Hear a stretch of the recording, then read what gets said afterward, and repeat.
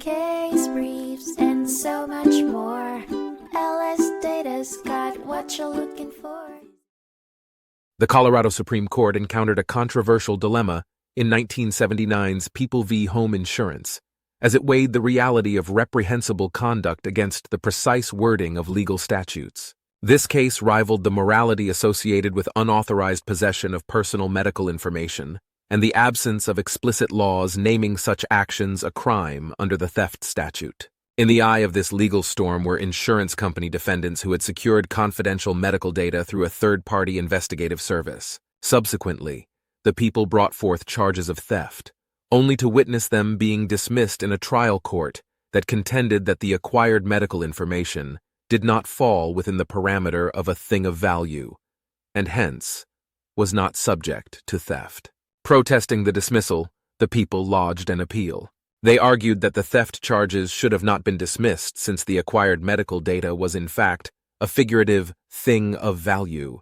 The investigative service, employed by the defendants, used the telephone to procure verbatim readings of the medical reports from 2 claimants. But it found itself in the clear because the actual medical records were never physically removed from the hospital file room. However, the court disagreed with the people's argument, affirming the trial court's dismissal of the charges. The decision was underpinned by the premise that criminal statutes must be strictly construed, thereby not extended by implication or construction. The court believed that the people's interpretation of the law would necessitate an exhaustive stretch of the conventional concept of intangible property. Further, it pointed out that the General Assembly had set criminal penalties for violations of privacy interests, but had refrained from doing the same for invasion of medical information confidentiality. Lastly, the Supreme Court upheld that the defendants, despite their reprehensible and outrageous actions, were not criminals under the theft statute.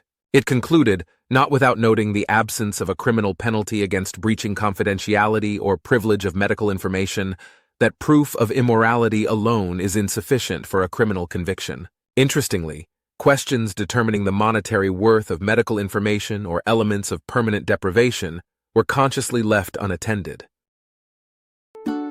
Case briefs, and so much more. LSData's got what you're looking for. Visit lsd.law, elevate your mind. Leave the stress of class.